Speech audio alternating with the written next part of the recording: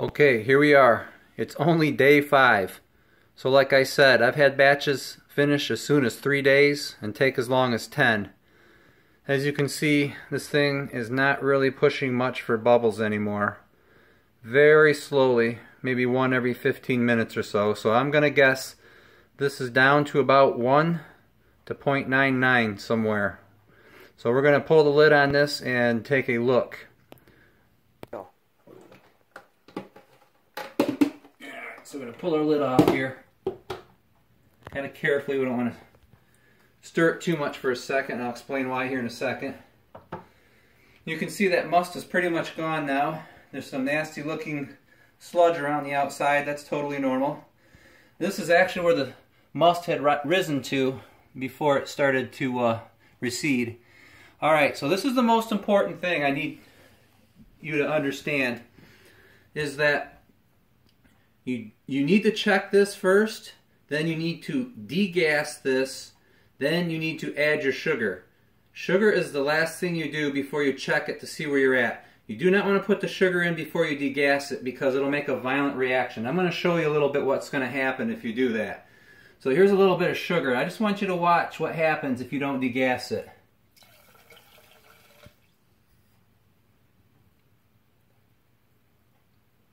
Okay, gonna make a liar out of me here. There it goes. So you can imagine if you put 3 cups of sugar in there, which is about what we're gonna use, that thing gets very violent and will overflow and create quite the mess for you. The other point is, now I have foam to contend with, and it's harder to read my hydrometer through the foam. So, what we kind of do is sometimes I can blow on this, get that foam out of the way sometimes enough to check my hydrometer. Now remember, we started at 1.08. I actually got it right this time. It's 1.08, which was 10.5% by volume. So we should be down to the 1 or the 0.99 is my guess, based on the way that this thing was not bubbling anymore. Remember, we're only on day 5. So if you're good with about 10.5, 11% wine, you can finish from here. But we're going to jack this up a little bit. Okay, so I'm going to stick my hydrometer in there, and we're going to let it sink right on down, and look at that. Just like I predicted, we're right at almost 0.99. So I'm at almost 11.5%. I'm a little above the 0.99, so I'm going to call that 11%. We're at 11% in 5 days. That's how fast this wine finished. Okay, I like to take mine out to about 13, 14. So we're going to get about 1%. We need to trick this wine into doing this. So we're going to take 1% every 3 days. That's the best way to do it without killing off the yeast with too much sugar or too much alcohol. So the first thing, like I said before, is once we check it, we need to degas it with this tool right here. This degasser stick. This is you have to pick this up separately. It doesn't come with the kit. I'm going to warn you, there's a lot of carbonation in here, and you want to start slow and start at the bottom where there's less carbonation. We're going to stick that right into the bottom, and we're just going to stir this around. By the way, I added sugar in there to show you the reaction. So that is actually, that was halfway down to the 0.99. It should have been probably 0.99 if I wouldn't have added that sugar. So in reality, I'm probably really more at about 11.5% at this point. So anyways, we want to check it with the hydrometer, see where we're at, make sure we finish at 1 to 0.99, which we did. Then we want to degas it next. Do not add the sugar or you will have a mess. Okay, so very slowly we'll start to stir it. It's going to foam like crazy here in a second.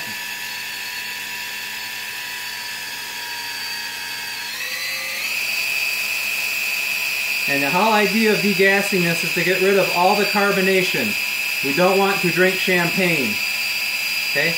And then slowly, when I feel a little more comfortable, I'll slow the drill down. And I'll start to bring it towards the top. It's going to splatter a little bit, have a towel down. And you can see the carbonation breaking up now into the foam. And I'll bring it back down. If it gets too much of a carbonation or too much of a head on it, I'll just stop the drill and let the bubbles go away for a minute. Alright, I'm going to continue degassing this. This should take somewhere between 3 and 5 minutes. So you're really going to have to whip this thing with the degasser stick to get rid of this carbonation. So I'm going to do that, and then I'll come back in about 3 to 5 minutes of doing this, and we should have pretty much all the bubbles removed. There'll be a few left, not a big deal, because we're going to be degassing several more times yet. So go ahead and pause.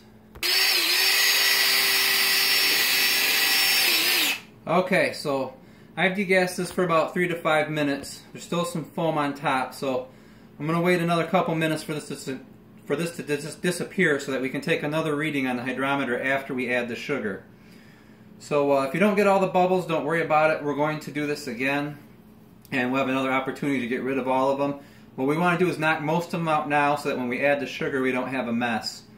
Also, this concludes primary fermentation. You're going to probably finish this way when you make your first couple batches because it's easy. But when you get into making wines from fruits or other wines with more sludge in them, like citrus wines or things like that, you're going to want to transfer this into that big giant 6-gallon carboy we talked about in an earlier video. That's where secondary fermentation takes place, and you finish out your wine there, and you can clear it and clarify it by keep transferring it back and forth between those big carboys. But we're not going to do that. We're going to keep it easy for your first run. This is the way I do it because it's made from juice that's pretty clean anyways. Again, if I make it from citrus or have pulp in it, or I'm making it from fruit, I definitely will go to secondary fermentation and use the carboys. But we're going to finish in here, and I'm going to show you how to do that. So we'll be back in a few minutes after these bubbles kind of pop away. Okay, as you can see, the bubbles are kind of come down a little bit. We can start to see the surface of the wine. We're low enough now that if I add sugar and the reaction happens, it shouldn't foam up too much. So I just know from experience with this grape Concord, it usually takes about 3 cups of sugar to bring it up a point. So I'm just going to do 3 cups right off the bat. So here's the 2 cups here. We'll add it slowly. Make sure nothing's going to happen. Looking pretty good. Looks like we degassed it pretty good. I'm not seeing any reaction too bad. So we'll put the rest of the sugar in there. You can see a little bit of a reaction there, but kind of petered out. Alright. And about 1 more cup of sugar.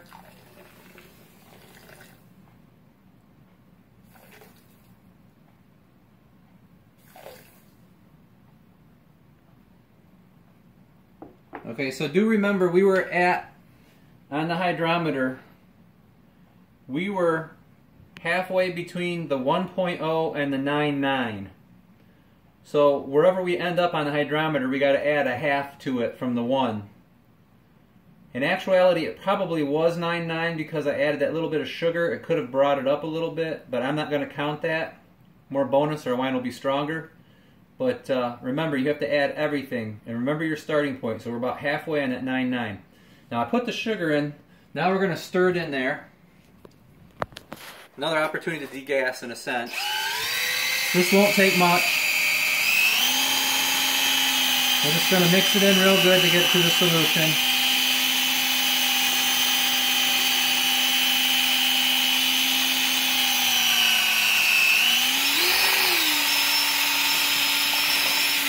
Alright, and that should pretty much do it right there.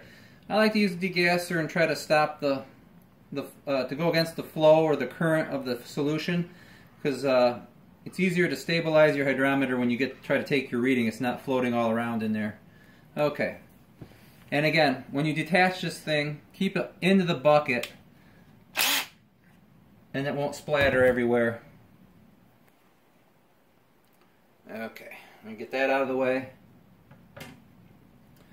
Alright, and then once again, we're going to use our hydrometer. Now, you see this piece of yarn on here and a piece of tape. I weighed this up and it weighs nothing on a digital scale. You got to remember, if you're going to add weight to this thing, it's going to affect the reading.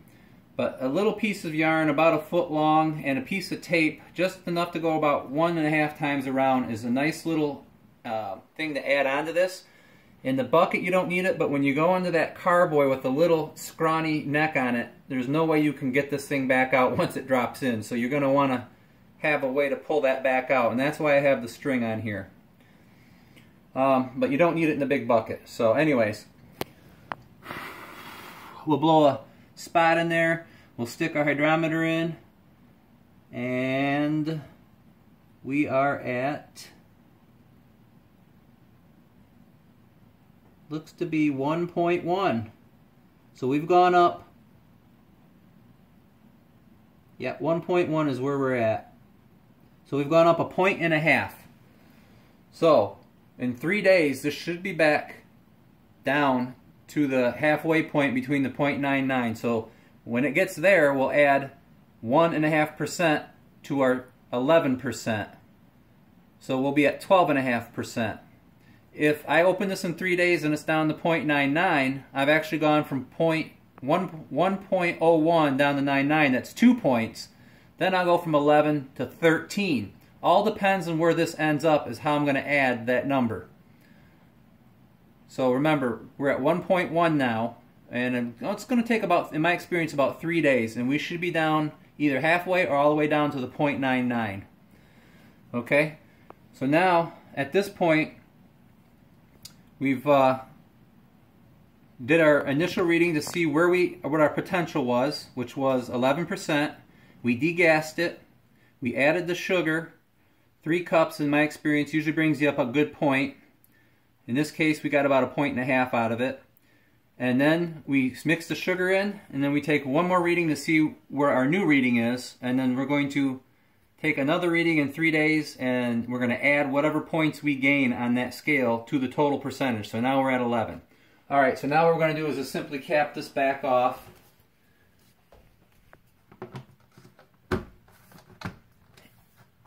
Like so.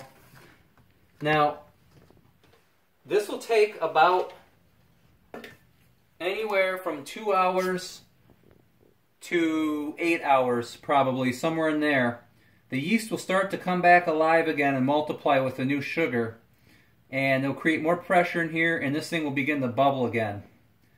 And it'll take off, but that won't happen for a couple hours. Sometimes it can take as long as a day, but not usually. Usually within a few hours, you'll see this becoming more active.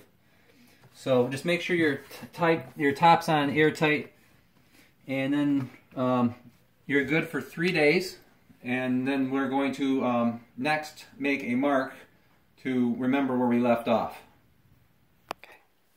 Okay, so when we started, we were at 1.08 on the 18th. Today is the 23rd, 5 days later. I actually noticed the inactivity with the bubbler, the airlock, yesterday, but I let it go an additional day just to make sure I wasn't jumping the gun. So 5 days, okay?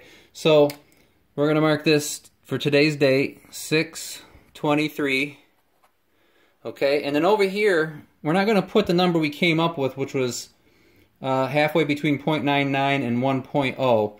We're actually going to put the new number we had, which is 1.01.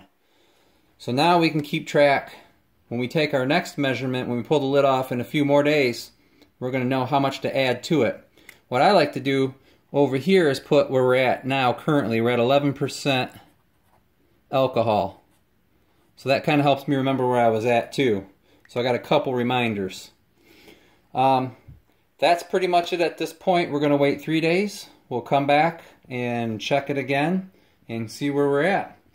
I'm thinking probably one more time of this and we should be right around 14%, and that's where I'm going to stop it with the Camden pills we talked about earlier, and I'll show you how to do that. And then we'll let it set to clear out, and then we will go ahead and bottle it. It'll be ready for bottling. So we'll be back in 3 days.